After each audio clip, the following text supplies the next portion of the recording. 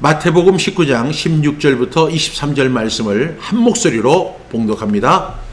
어떤 사람이 주께 와서 이르되 선생님이여 내가 무슨 선한 일을 하여야 영생을 얻으리이까? 예수께서 이르시되 어찌하여 선한 일을 내게 묻느냐? 선한 이는 오직 한 분이시니라. 네가 생명에 들어가려면 계명들을 지키라. 이르되 어느 계명이오니이까? 예수께서 이르시되 살인하지 말라, 간음하지 말라, 도둑질하지 말라, 거짓 증언하지 말라, 내 부모를 공경하라, 내 이웃을 내 자신과 같이 사랑하라 하신 것이니라. 그 청년이 이르되 이 모든 것을 내가 지켜 싸운데 아직도 무엇이 부족하니이까? 예수께서 이르시되 네가 온전하고자 할진대 가서 내 소유를 팔아 가난한 자들에게 주라. 그리하면 하늘에서 보화가 네게 있으리라. 그리고 와서 나를 따르라 하시니 그 청년이 재물이 많음으로 이 말씀을 듣고 근심하며 가니라. 예수께서 제자들에게 이르시되 내가 진실로 너희에게 이르노니 부자는 천국에 들어가기가 어려우니라. 아멘.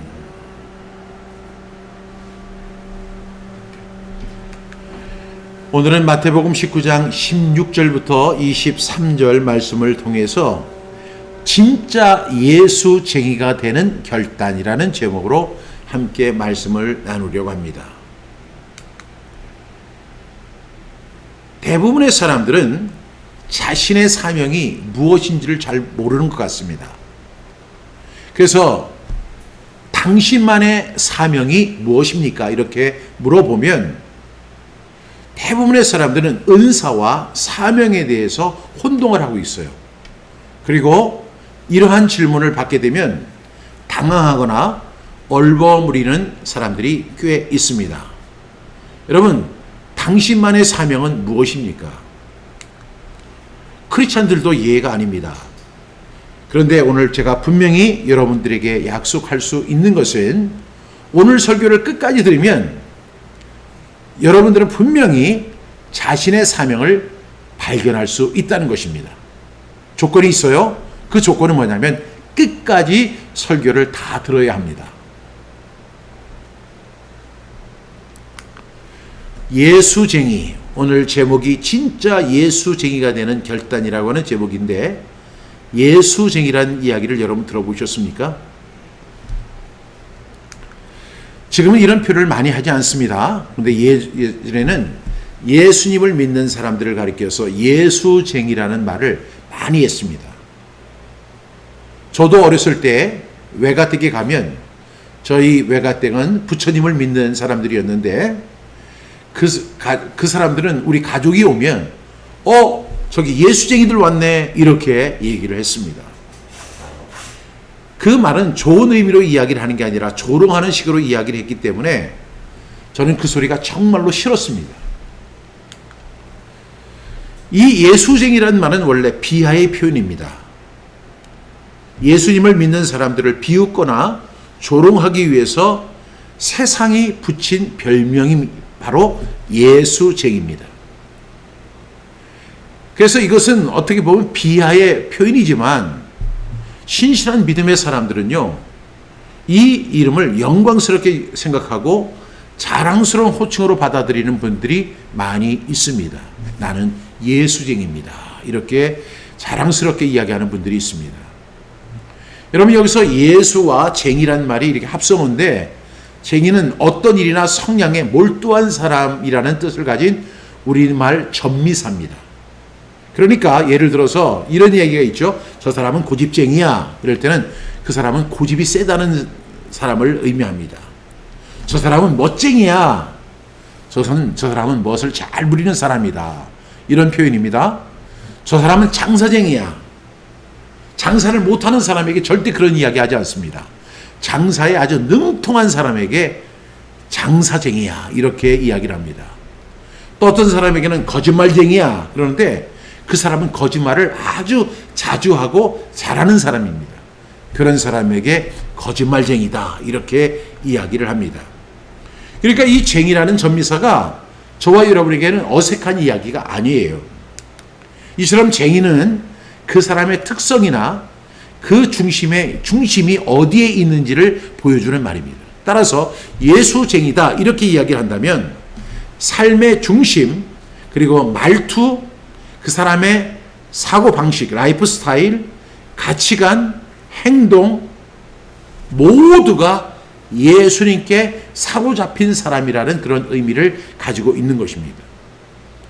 그러면 성경에는 예수쟁이란 말이 직접적으로는 없지만 이 예수쟁이에 관한 표현들이 또 별도로 있는 것을 볼 수가 있습니다. 사도행전 11장 26절 같이 한번 읽겠습니다. 만남에 안디옥에 데리고 와서 둘이 교회에 1년간 모여 있어 큰 무리를 가르쳤고 제자들이 안디옥에서 비로소 그리스도인이라 일컬음을 받게 되었더라. 바나바가 바울을 데리고 왔어요. 바나바는 그 안디옥 교회의 담임 목사였어요. 그런데 이 바울 같은 사람은 지금 사람들에게 배척당하고 인정도 받지 못하는 사람이에요.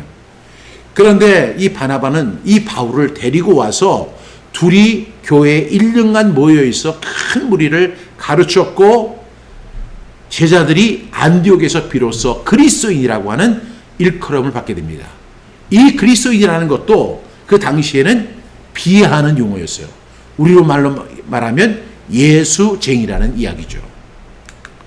또 갈라디아서 2장 20절 시작. 내가 그리스도와 함께 십자가에 못 박혔나니 그런즉 이제는 내가 사는 것이 아니요 오직 내 안에 그리스도께서 사시는 것이라.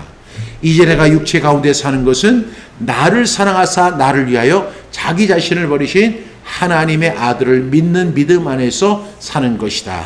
이렇게 이야기했습니다. 내 안에 그리스도가 사신다. 이것이 바로 예수쟁이에 대한 또 다른 표현입니다.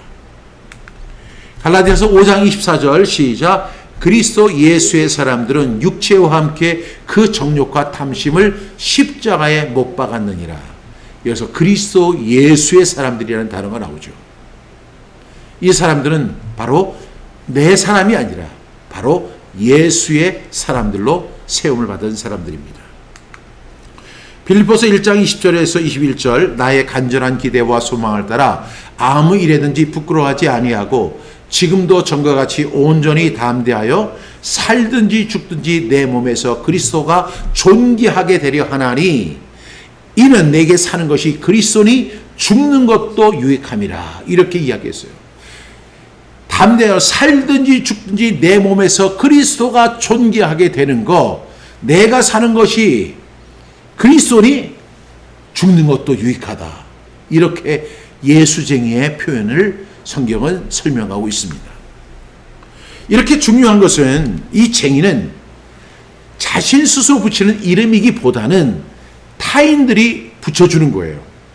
그 사람을 보면서 얼마나 이 사람이 예수에 사로잡혀 있는지, 성경에서도 마찬가지예요.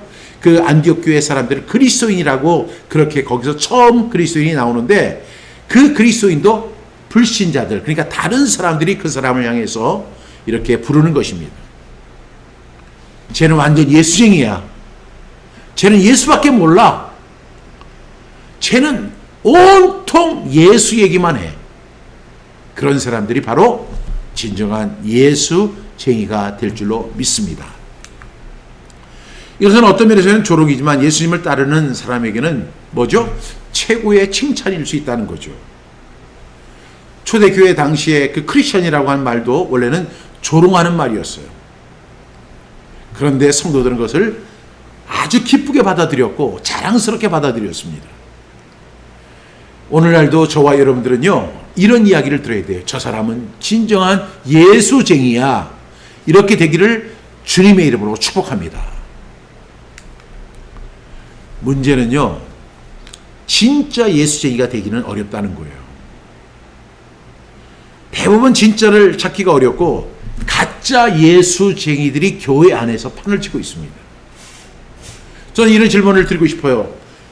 여러분은 진짜 예수쟁이십니까? 아니면 가짜 예수쟁이십니까? 이 질문에 대해서 여러분 한번 깊이 생각해 보시기를 바랍니다. 오늘의 본문 우리가 함께 읽은 이 말씀은 부자 청년 이야기로 아주 유명한 말씀입니다. 근데 오늘 이 말씀을 통해서 참된 예수쟁이의 조건, 그리고 소유와 영생, 그리고 헌신과 따름이라고 하는 그 의미를 담고 있음을 볼 수가 있습니다. 다시 말하면 예수쟁이가 된다는 것은 소유관과 영생이 확실해야 돼요. 또 헌신과 따름이 분명해야만 예수쟁이가 될 수 있다는 사실을 오늘 부자 청년 이야기를 통해 들을 수 있습니다. 먼저 우리가 16절부터 17절 말씀 다시 한번 읽겠습니다. 어떤 사람이 주께 와서 이르되 선생님이여 내가 무슨 선한 일을 하여야 영생을 얻으리이까? 예수께서 이르시되 어찌하여 선한 일을 내게 묻느냐? 선한 이는 오직 한 분이시니라. 네가 생명에 들어가려면 계명들을 지키라. 어떤 청년이에요? 어떤 사람이 예수님께 와서 이렇게 이야기합니다. 선생님, 내가 어떤 선한 일을 해야만 영생을 얻을 수 있습니까? 천국에 들어갈 수 있습니까? 이렇게 묻는 거예요. 예수님은 그 청년에게 어찌하여 선한 일을 내게 묻느냐? 선한 이는 오직 한 분이시다. 우리 하나님이시다. 네가 생명에 들어가려면 먼저 계명들을 지켜야 한다. 이렇게 말씀을 하십니다. 이 청년은 선하고 경건한 열망을 가지고 예수님께 나왔습니다. 그리고 여러분들도 느끼셨겠지만 이 사람은 겉으로 보기엔, 그리고 현대적인 입장에서 볼 때에도 가장 이상적인 신앙인으로 보입니다. 그런데 그의 질문을 보게 되면 이런 이야기가 나오죠. 무엇을 해야 구원을 얻을 수 있느냐? 이런 것을 보면 행위 중심의 사고가 그 머릿속에 깔려 있음을 볼 수가 있습니다. 그래서 예수님은 오직 선한 이는 오직 한 분, 하나님을 바라보게 하시고, 그리고 율법을 지키는 삶이 기본임을 확인하신 후에 청년의 내면을 이렇게 찌르십니다. 네가 계명을 지켜야 산다. 그러니까 청년이 다시 질문을 합니다. 18절 19절 말씀 우리 같이 읽겠습니다. 이르되 어느 계명이오니까? 예수께서 이르시되 살인하지 말라, 간음하지도 말라, 도둑질하지 말라, 거짓 증언하지 말라, 내 부모를 공경하라, 내 이웃을 내 자신과 같이 사랑하라 하신 것이니라. 이 청년이 이 이야기를 들었어요.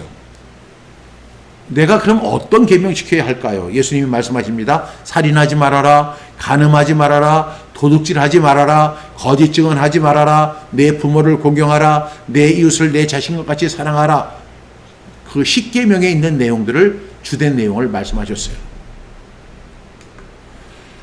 이 청년은 어떤 청년이냐?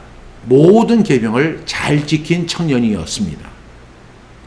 세상에 이런 사람이 없을 정도로 신실한 사람처럼 보였습니다. 이 청년은 그 율법들을 다 잘 지켰는데 더 나가서 이런 질문을 해요. 그런데 제게 더 무엇이 부족합니까? 라고 묻습니다. 20절 말씀 우리 같이 읽겠습니다. 그 청년이 이르되 이 모든 것을 내가 지켜 싸운데 아직도 무엇이 부족하니까?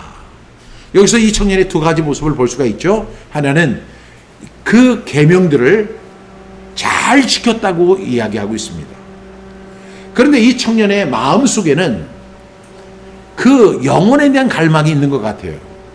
내가 어떻게 해야 영생을 얻습니까? 하는 것을 볼 때 그 청년의 마음속에는 이런 계명들을 다 지켰음에도 불구하고 영생에 대한 갈망이 남아 있었던 것 같아요. 그래서 청년이 묻습니다. 이 모든 것을 내가 지켜 싸운데 아직도 무엇이 부족하니까? 정말 이 청년은 진짜 그 완벽할 정도로 신앙생활을 잘했던 사람이에요. 그럼 여기서 우리가 질문을 하나 던지는데, 이 청년은 진짜 예수쟁이였을까요? 아니면 가짜 예수쟁이였을까요? 우리가 볼 때 이 청년은 완벽했지만 예수님이 보시기에는 완벽하지 않았다는 사실입니다. 21절 말씀 같이 읽겠습니다. 예수께서 이르시되 네가 온전하고자 할진대 가서 내 소유를 팔아 가난한 자들에게 주라. 그리하면 하늘에서 보화가 내게 있으리라. 그리고 와서 나를 따르라 하시니. 예수님이 보실 때 이 사람이 온전하지 않았던 거예요. 이 사람은 어렸을 때부터 계명을 잘 지킨 사람입니다. 신앙생활을 잘한 사람입니다. 그리고 교회도 잘 나갔던 사람이에요. 그런데 이 청년이 예수님께 질문을 해요. 그런데 내가 더 부족한 것이 뭐가 있습니까? 그러니까 네가 온전하고자 한다면 지금부터 내가 하는 얘기를 잘 들어라. 가서 네 소유를 다 팔아서 가난한 자들에게 줘라. 그리고 와서 나를 따르라. 이렇게 이야기하십니다. 예수님이 그 청년에게 대답을 해 주셨습니다. 예수님은 그 청년의 마음속에 그 재물, 마지막 우상이 남아있다는 것을 정확히 지적을 하셨어요. 그런데 그 청년은 그 지점에서 슬퍼하며 돌아섭니다. 이 청년은 제자의 길이란 어떤 길이에요? 붙잡는 삶이 아니라 내려놓는 삶임을 몰랐어요. 예수님께서 말씀하시잖아요. 그 제자의 길은 아무든지 나를 따라오려거든 자기를 부인하고 자기 십자가를 지고 나를 쫓을 것이다 라고 말씀하십니다. 결국 이 청년은 가짜 예수쟁이였던 것입니다. 앞에서 언급한 것처럼 이 쟁이는 그 사람의 특성이나 중심이 어디에 있는지를 보여주는 것입니다. 이 청년은 정말로 계명을 잘 지키는 사람이에요. 신앙생활 잘하는 사람이에요. 교회도 잘 다니는 사람이에요. 겉으로 볼 때는 아무런 문제가 없는데 예수쟁이는 겉모습이 아니라 뭐예요? 중심이잖아요. 이 중심 속에 예수님이 들어있는 게 아니고 물질이 들어있었던 것입니다. 당연히 이 청년은 가짜 예수쟁이였던 것입니다. 지금도 이러한 사람들이 너무너무 많습니다. 겉으로는 신앙생활 잘하고 예배에도 참석을 잘하고 헌금생활도 잘하고 계명도 잘 지키고 시키면 시키는 대로 잘하는 사람들이 우리 주위에 우리 교회 안에 너무나 많습니다. 그런데 이 사람들이 다 진정한 예수쟁이로 인정받지를 못해요. 왜? 그 중심에 예수님이 있는 게 아니라 이 청년처럼 이 부자 청년처럼 그 속에 물질이 들어있을 수가 있기 때문입니다. 당연히 가짜 예수쟁이라는 사실입니다. 예수님이 이 말씀을 하신 것은 그 청년에게 모든 재물을 다 포기하라 이런 의미가 아닙니다. 무엇이 우리 마음의 중심에 있는지 과연 하나님보다 더 사랑하는 것이 나에게 있는지를 점검하라는 말씀입니다. 정말로 내 마음에 우리 주님이 우리 모두 예수 믿는 사람들은 다 모든 것을 다 팔아서 가난한 사람에게 주고 자기는 아무것도 가지지 않는 무소유가 되라는 것이 아닙니다. 그런데 이 청년은 모든 계명을 잘 지키고 신앙생활 잘하고 교회생활 잘하는 사람이었지만 그 마음속에는 하나님이 들어있는 것이 아니고 물질이 들어있었던 것을 예수님은 정확히 보시고 말씀하신 것입니다. 따라서 우리가 진정한 예수쟁이가 되려면 어떻게 해야 돼요? 내 마음 중심에 무엇이 들어있는가를 살펴야 하는 것입니다. 예수님은 그렇게 말씀하신 다음에 그리고 와서 나를 따르라 말씀하십니다. 진짜 예수쟁이가 되라는 초청입니다.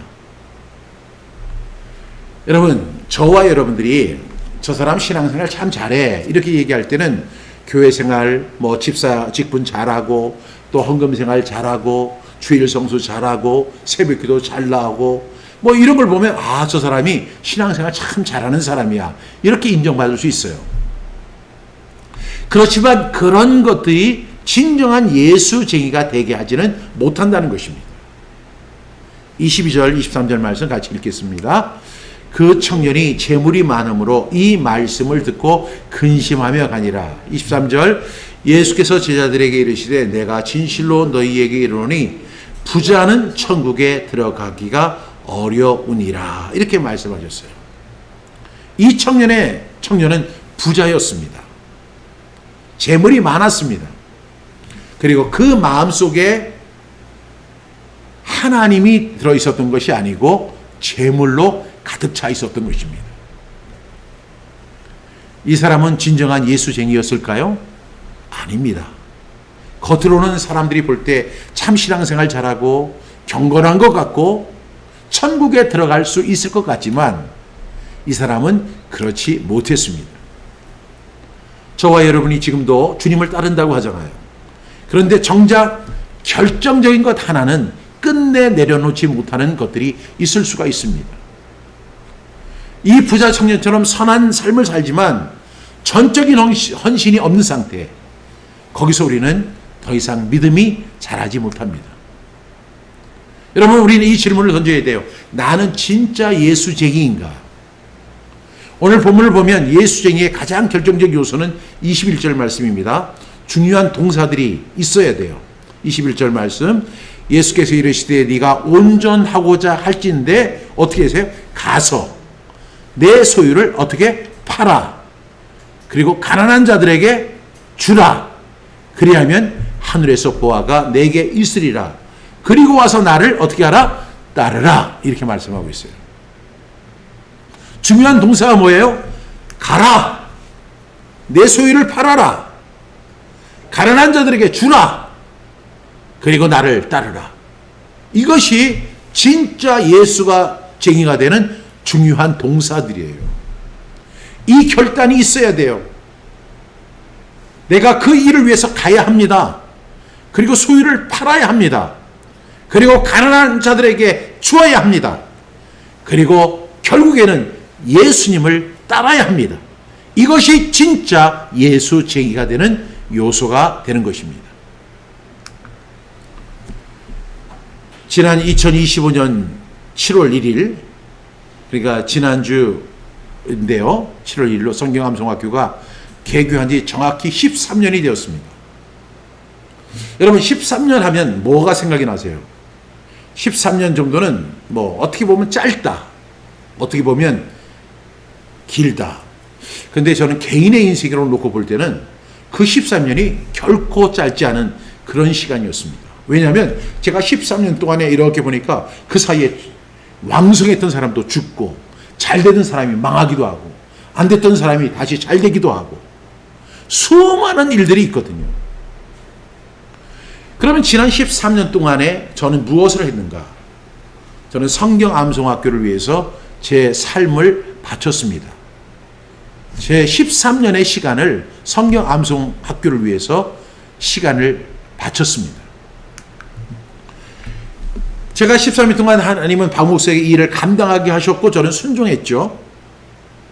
그리고 제가 이렇게 고백했던 말은 뭐예요? 에베네셀, 하나님이 지금까지 우리를 도우셨다는 거예요. 제가 지난 13년에 그걸 하면서 제가 이제 유튜브 영상을 이렇게 냈는데 제가 그 안에서 이런 이야기를 했죠. 제가 가장 후회스러운 것이 있었는데 사실은 그게 아니다. 왜? 하나님께서 우리 성경암송학교 정말 후원자들이 한 달에 채 100만 원도 후원이 안 돼요. 이러한 가운데 우리 성경암송학교가 성경암송, 하브르타, 테플린 복음, 그리고 파워 통속기도까지 무려 28권의 책을 출간을 했죠. 또 테플린 복음이 40개국 국가에 이렇게 선교지에 가가지고 수많은 사람들이 지금도 테플린 복음을 선포하고 있고, 지금도 수많은 교회들이 테플린 복음을 선포하면서 하나님께 가까이 나가는 그 일을 우리가 감당했어요. 제가 수백 교회 가서 집회를 했고, 또한 세미나를 많이 개최하면서 많은 사람들에게 성경 암송에 대한 도전을 주었고, 하브르타를 가르쳤고, 테필린 복음을 증거하면서 많은 사람들이 하나님의 말씀으로 돌아올 수 있도록 그런 사역을 했어요. 그런데 정말로 어려웠던 기간이지만 어떤 개교회나 어떤 총회도 능히 하지 못하는 그 일을 이렇게 작고 초라한 성경 암송학교에서 그 일을 감당하게 하신 이 모든 것은 다 하나님의 은혜였습니다. 그래서 저는 이렇게밖에 고백할 수 없어요. 하나님이 하신 겁니다. 저의 삶과 시간을 하나님께서 활용하셔서 하나님의 역사를 만드시고 그분의 히스토리를 만들어 가신 거죠. 저는 그 주님을 찬양합니다. 그런데 이제 13년의 사역을 갖다 회고해 보니까 성경암송의 학교의 사역은 끝나지 않았어요. 박 목사에게 주신 마지막 사명이 있어요. 그것은 뭐냐면 우리 성경 암송학교 BRS 센터를 세우는 것입니다. 왜냐하면 제가 얼마 후에는 은퇴를 할 것이고 또 얼마 후에는 제가 소천을 하게 되면 성경 암송학교가 사라지면 안 되잖아요. 이렇게 힘들게 어렵게 그리고 많은 그 사역을 해왔는데 이것이 일순간에 무너져서는 안 되기 때문에 이것이 계속 100년 후에도 무디 성경학교와 같이 계속 존속하면서 수많은 사람들을 말씀으로 양육하는 그런 기간이 있기 위해서 꼭 필요한 것이 무엇일까? 저는 기도하는 가운데 그것이 건물이라는 사실을 알았어요. 그래서 저희는 2025년 하반기 사역은 온통 BRS 센터 건립을 위해서 집중할 것입니다. 마지막 사역, 이것이 건물을 준비하는 것입니다. 이렇게 세워질 BRS 센터는 단순한 건물이 아니에요. 100년 후에 한국교회와 다음 세대가 존재하기 위해서 하나님의 말씀을 암송하고 기도하며 하나님의 나라를 훈련받는 영적 플랫폼이 되게 하기 위해서 이 BRS 센터가 반드시 필요합니다. 여러분, 교회도 중요하지만 여러분, 지금 큰 교회들 가장 큰 문제가 뭔지 아세요? 그분들이 늘 기도하는 내용 가운데 하나가 빈자리가 너무나 많습니다. 주님, 빈자리 채워주세요. 예전에는 그 자리가 가득가득 차가지고 뭐 1000석, 2000석을 만드느라고 혈안이 되어 있었는데 지금은 빈자리가 너무 많아요. 저는 13년의 사역을 회고하면서 제가 예로 든 사람이 바로 찰스 펄전 목사님이십니다. 그분이 지금으로부터 140년 전에 영국에 메트로폴리탄 태버너클 처치를 세우셔서 그 교회를 통해서 정말로 동시에 5,000명이 입장할 수 있는 대형 교회. 그러나 지금은 100여 명이 또 채 남지 않아서 예배하는 그런 초라한 교회로 전락했거든요. 그러나 무디 바이블 인스티튜트, 무디 성경학교를 통해서 복음주의자 3분의 2가 지금 나왔고 전 세계 많은 지도자들이 그 성경학교를 통해서 세워진 것을 바라보면서 성경 교회가 해야 할 사역도 있지만 성경 암송학교라고 하는 말씀학교, 이 성경학교가 존재해야 하는 이유를 분명히 말씀을 드렸습니다. 그런데 이 BRS 센터가 세워지기 위해서는 뭐가 필요해요? 여러분의 헌신이 필요한 거예요. 여러분의 헌금이 필요한 겁니다. 그동안에 수없이 많이 만났던 사람들에게 제가 우리 성경암송학과 BRS 센터 건립을 해야 되니까 좀 헌금 좀 하세요, 후원 좀 하세요 하고 문자도 보내고 또한 메일도 보내고 연락도 하고 하면 속된 말로 말하면 그냥 회피합니다. 반대하거나 심지어는 반대하는 사람도 있고 침묵하거나 회피하는 사람이 있어요. 그리고 어떤 사람은 BRS 센터 건립이 나와 무슨 상관이 있어, 이렇게 이야기하는 사람도 있습니다. 저는요, 사람 믿지 않아요. 믿고 싶어요, 사실은. 어떤 사람을 믿고 어떤 사람을 의지하고 싶어요. 근데 제가 교회 건축을 할 때도 그랬고, 사람을 믿으면 믿은 만큼 상처받고 믿은 만큼 고통당합니다. 그래서 하나님은 믿어도 사람은 믿지 않습니다. 특히 크리스찬들, 성경 암송한다는 사람은 더더욱 안 믿어요. 왜? 그 사람들이 꼭 누구와 같냐면 오늘 본문에 나오는 부자 청년들, 그 청년과 똑같아요. 마치 싱크로율이 정말 99% 이상 됩니다. 하나님 말씀 암송하고 뭐 그 말씀 그렇게 하고 하나님 말씀 살아간다고 하지만 정말로 이 성경 암송학교가 세워져야 한다는 것에 대해서 입을 훅 닫고 그냥 슬퍼하며 또 가는 거예요. 이런 사람이 엄청 많습니다. BRS 센터는 부자 청년처럼 나는 이미 많은 걸 했습니다 하고 머뭇거리는 신앙이 아니라 이것까지도, 나의 남은 이것까지도 주님께 드립니다라고 하는 그런 생각지도 못했던 사람을 통해서 반드시 이루어집니다. 여러분이 돕지 않아도 제가 일면식도 없던 어떤 사람을 통해서도 하나님은 역사하십니다. 심지어는 마른 지팡이를 통해서도 하나님 역사하실 거예요. 여러분이 안 하시죠? 하나님은 마른 지팡이를 통해서도 역사하십니다. 그러니까 여러분에게 기대하는 거 아니에요. 믿는 거 아니에요. 그런데 여러분에게 기회를 드리는 거예요. 제가 오늘 설교 첫머리에 뭐라고 그랬어요? 사명을 발견하게 해주겠다 그랬잖아요. 저와 여러분의 사명. 그러니까 오늘 이 말씀을 전하고 동시에 듣는 사람은 누구나 이 일에 동참하는 것이 사명이에요. 만약에 오늘 이 설교를 들었는데도 여러분들이 헌금하지 않으면 사명을 저버린 것입니다. 만일 당신이 부자 청년이라면 이 설교를 듣고 평생 후회하고 또 후회할 거예요. 그 청년, 여러분 한번 생각해 보세요. 자기 집이나 밭에 잡초가 눈에 들어옵니다. 그러면 그 잡초를 뽑을 사람이 누구예요? 그 잡초 놔두면 점점 커져가지고 이 세상이 완전히 잡초 세상이 되거든요. 근데 그 잡초를 누가 뽑아야 돼요? 지금 잡초를 뽑는 이 그림이 있죠?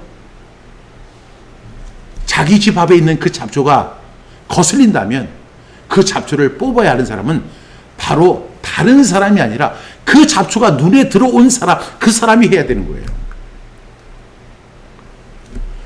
잡초가 눈에 들어오지 않는 사람은, 지나가는 사람은 그게 눈에 들어오지 않으면 그 사람은 그것을 뽑을 이유도 없고 뽑지도 않아요. 그 잡초를 보고 저거 좀 뽑아야 되겠는데 그렇게 생각하고 뽑아내는 것이 사명이에요. 반대로 이야기하면 그 잡초를 보고 안 뽑아요. 그러면 사명을 피하는 것입니다.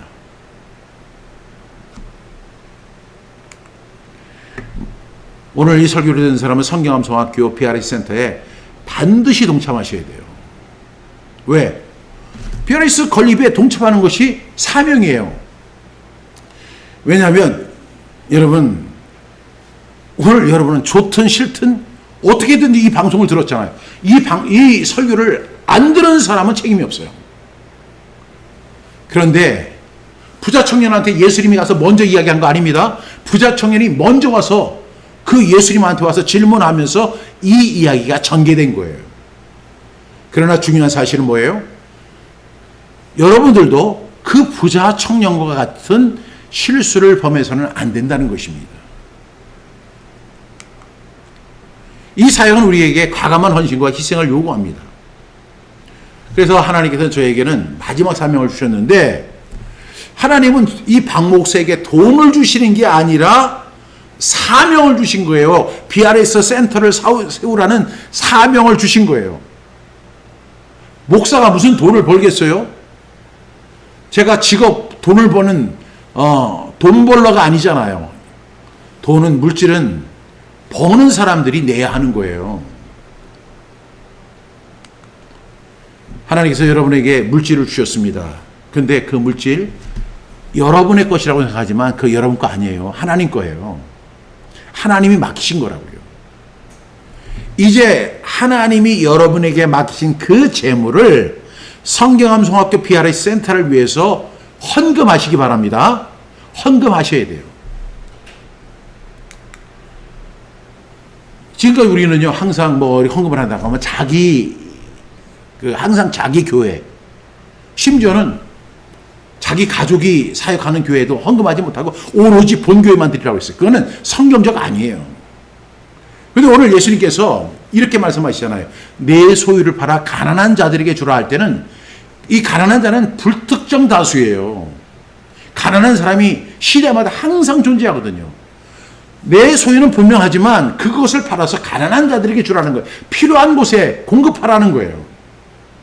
어떤 특정한 곳, 내가 정해진 곳, 내 교회에만 드리겠다, 이것이 아니라 필요한 것, 불특정한 곳에 드리라는 거예요. 그것이 바로 성경암송학교입니다. 여러분은 그동안 교회를 위해서 많은 헌금 드렸잖아요. 이제 성경암송학교 BRS 센터를 위해서도 여러분 헌금을 드리라는 거예요. 하나님의 사역이니까. 우리 마태복음 5장 46절부터 48절 같이 읽겠습니다. 너희가 너희를 사랑하는 자를 사랑하면 무슨 상이 있으리요? 세리도 이같이 아니하느냐? 또 너희가 너희 형제에게만 물어나면 남보다 더하는 것이 무엇이냐? 이방인들도 이같이 아니하느냐? 그러므로 하늘에 계신 너희 아버지의 온전하신 것 같이 너희도 온전하라. 사랑하는 사람에게 선물 주고 형제에게만 물어나는 것은 아무런 의미가 없는 거예요. 그것은 그 부자 청년도 다 했던 것입니다. 근데 그 부자 청년에게 주님이 요구하시는 것은 네 소유를 팔아서 불특정 다수인 가난한 자들에게 주라는 거예요.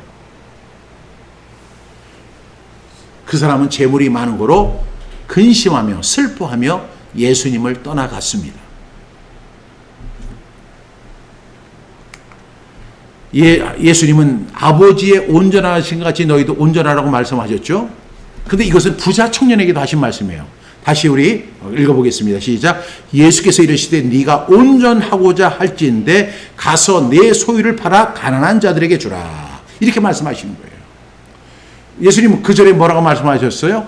아버지의 온전하신과 같이 너희도 온전하라. 이렇게 이야기하고 이제 19장으로 와서 예수님은 그 부자 청년에게 네가 온전하고자 할지인데 뭐를 하라고 했어요? 내 소유를 팔아 가난한 자들에게 주라는 것입니다.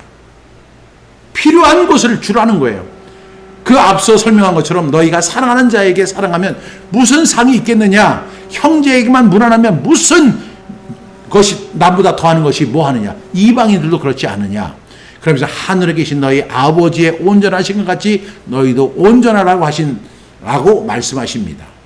그러니까 여러분의 교회를 위해서 이제까지 헌금하고 드렸던 모든 것들을 다 좋은 것입니다. 하나님이 받으시는 겁니다. 그러나 이제는 그것뿐만 아니라 이제는 성경 암송학교 BRS 센터를 위해서 드리라는 거예요. 이 온전하라는 말이 무슨 말씀이에요? 진짜 예수쟁이 되라는 거예요. 여러분 참 우리 비겁하지 맙시다. 신앙생활 잘하다가 돈 얘기만 하면 도망가는 사람들이 있어요. 그 사람이 누구예요? 부자 청년이에요. 이 사람은 가짜 예수쟁이에요. 여러분 저와 여러분이 진짜 예수쟁이 되기를 주님의 이름으로 축복합니다. 제가 오늘 이 말씀을 이 본문을 선택한 것은 제가 일부러 선택한 게 아니에요. 오늘이 마태복음 강의 101번째 순서대로 쭉 해온 거예요. 여러분들에게 헌금을 요구하기 위해서 제가 이 본문을 선택해서 지금 강조하는 게 아니라고요. 그냥 오늘 이 말씀이에요. 그러면 이 말씀을 저와 여러분에게 적용하는데 어떻게 적용할까? 진짜 예수쟁이 되자. 그 부자 청년과 같은 가짜 예수쟁이 되지 말고 진짜 마음속에 하나님을 중심으로 살아가는 진짜 예수쟁이 되자. 이 속에 그냥 예수님으로 꽉 찬 예수쟁이 되자. 이런 결단이 있는 줄로 믿습니다. 여러분 우리가 인생이라는 게요. 제가 종교 철학을 전공을 했잖아요. 인생이라는 것은 결국 원튼 원치 않든 간에 바치는 삶이라고 그래요. 부처님께 바치면 부처님께 바치는 것이고 예를 들어서 사실우생에게 바치면 사실우생에게 바치는 것이고 하나님께 바치면 하나님께 바치는 게 되는 거예요. 저도 젊었을 때는 내 자신에게 무척 원대한 계획이 있는 줄 알고 살았어요.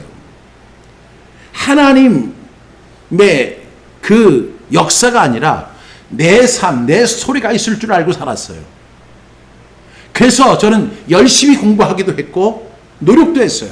왜? 내 멋진 삶을 한번 영위해보고 멋진 목회를 꿈꾸어보고 멋진 정말로 나의 박종신의 라이프를 만들어 보려고 했어요.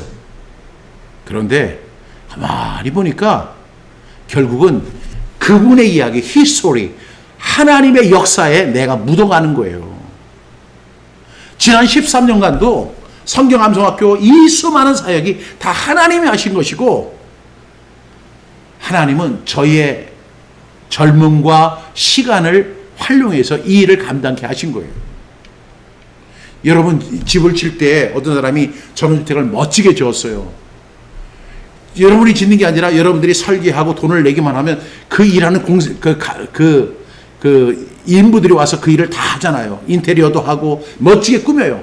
그렇지만 그 사람들을 여러분 기억하지 않습니다. 그 사람은 우리 집에 와서 일했던 일꾼이니까 내가 1년에 한 번씩은 꼭 모셔가지고 식사를 대접하고 그렇게 이야기하는 사람 내가 들어본 적이 없어요. 왜? 그 사람은 그냥 거기에 쓰임받고 가는 거예요. 내가 준 돈 받고 끝나는 거예요. 우리의 인생이 그런 거예요. 저는 성경암송학교를 위해서 인생을 바쳤습니다. 여러분들도 마찬가지예요. 자식을 위해서, 가정을 위해서, 사업을 위해서, 교회를 위해서 인생을 바친 분들이에요.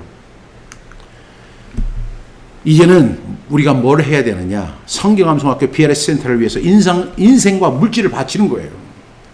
여러분들은 돈을 잘 버는 사람들이잖아요. 그러니까 돈 버는 것이 전공인 사람들은 뭘 해야 돼요? 그 부자 청년처럼 제발 도망가지 말고 PRS 센터를 위해서 기꺼이 헌금하시기 바랍니다. 그 PRS 센터는 100년 후에 한국교회 다음 세대를 세우기 위한 하나의 영적인 플랫폼이에요. 교회는 그 일을 감당하지 못해요.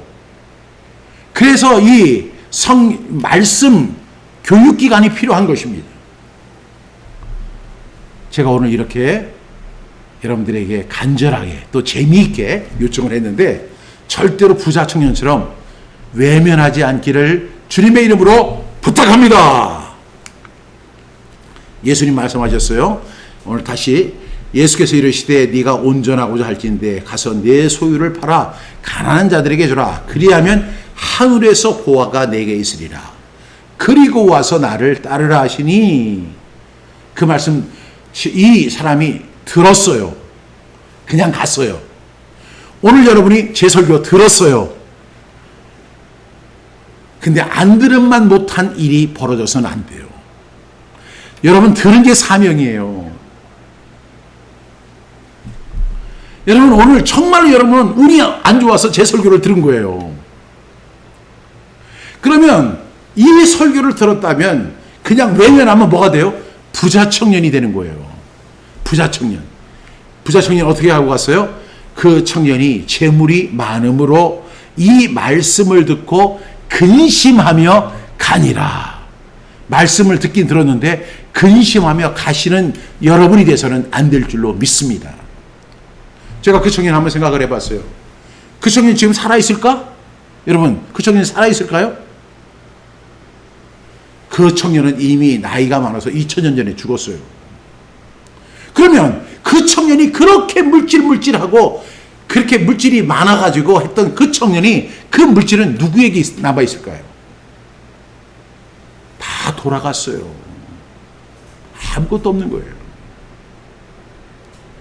여러분 우리 PRS 센터는 100년 후의 한국교회 그리고 다음 세대를 위한 영적인 플랫폼이에요. 여기서 말씀 훈련 받고 세워지고 그래서 또 캠프에 와서 말씀에 참가하면서 그 은혜를 받아서 말씀대로 믿고 말씀대로 살고 말씀대로 누리는 한 인생을 만들어주는 거예요. 그 일을 교회가 할 수 없기 때문에 성경암송학교가 그 일을 감당하는 것입니다. 이 부자 청년 천국에 못 갔어요. 그리고 예수님이 말씀하셨죠. 네가 가난한 자들에게 주라.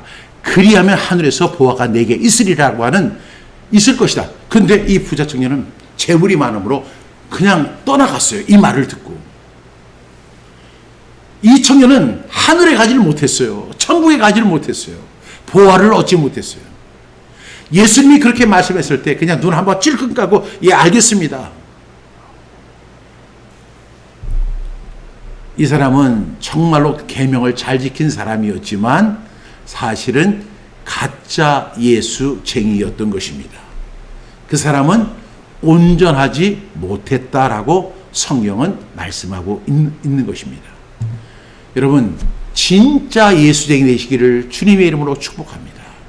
그 중심에 물질이 들어있는 게 아니라 재물이 들어있는 게 아니라 하나님과 예수님으로 꽉꽉 채워지기를 간절히 축복합니다. 오늘의 결론이 뭐냐면 저와 여러분이 가짜가 아닌 진짜 예수쟁이 되는 거예요. 진짜 예수쟁이 조건은 살인하지 말라, 간음하지 말라, 도둑질하지 말라, 거짓 증언하지 말라, 내 부모를 공경하라, 내 이웃을 내 자신같이 사랑하라. 이것만으로 부족해요. 21절 말씀 다시 한번 여러분 듣고 암송하시기 바랍니다. 시작. 예수께서 이르시되 네가 온전하고자 할진대 가서 내 소유를 팔아 가난한 자들에게 주라. 그리하면 하늘에서 보화가 내게 있으리라. 그리고 와서 나를 따르라 하시니. 미루지 말라는 거예요. 지금 당장 하라는 거예요. 이 설교를 들으면 여러분 결단하셔야 돼요. 내가 부자니까 내가 성경암송학교에서 내가 천부자 하겠다 하든지, 나는 돈이 없으니까 내가 백부자 하겠다 이렇게 하든지 하라는 거예요.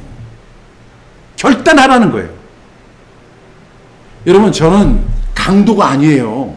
지금 오늘 101번째 마태복음 강의 순서에 따라서 이 말씀을 여러분에게 적용해서 드리는 것입니다. 이 말씀은 꼭 듣고 지킬 수 있기를 바랍니다. 여러분이 아시다시피 이 제 설교의 조회수는 그렇게 높지 않습니다. 정치 유튜버들처럼 뭐 몇만이 듣는 것도 아니고 몇십만이 듣는 것도 아니에요. 그래서 여러분들은 참 운이 좋은 사람들이에요. 왜? 몇십만 몇백만이 듣는 거에서는 그렇게 들어갈 수 있는데, 지금 불과 몇십 명 듣는 이 설교를 여러분이 들으신 거예요. 얼마나 다행이에요. 우연 아니죠, 이거는. 여러분, 정말로 여러분은 귀한 사명을 발견하신 거예요. 할렐루야! 오늘 이 설교를 들었다면 그것이 하나님의 은혜이자 기회인 것입니다. 부자 청년 오늘 어떻게 했어요? 도망갔죠. 그리고 하늘에서 그 복이 있다고 하는 그 축복 받지 못했죠. 그리고 천국 가지 못했죠. 그리고 진짜 예수쟁이는 못됐죠. 그리고 후세의 사람들에게도 계속 손가락질 받는 사람 됐죠. 여러분 어떻게 하시겠습니까? 진짜 예수쟁이 되시기 바랍니다. 여러분 신앙생활 잘하는 것도 중요하지만 오늘 주님이 말씀하신 것처럼 네 재산의 소유를 팔아서 가난한 자들에게 줘라. 필요한 것을 갖다 공급하라는 거예요. 이것이 주님의 음성이에요. 성경암송학교가 지금 이렇게 필요한 상황에 놓여 있어요. 성경암송학교에서는 수입이 없어요. 여러분들이 헌금하셔야 됩니다. 이 설교를 들은 사람이 사명입니다. 한 구자도 좋습니다. 만 구자도 좋아요. 여러분들께서 형편대로 하면 되는 거예요. 하나님은 그것을 기쁘게 받아 주실 줄로 믿습니다. 그리고 진짜 예수쟁이로서 멋지게 남은 인생 살다가 하나님 앞에 가서 영생과 함께 축복을 받는 그런 저와 여러분 다 되기를 주님의 이름으로 축복합니다. 기도하겠습니다. 하나님 감사합니다. 오늘 저희들에게 너무나 귀중한 말씀을 주셨습니다. 감사합니다.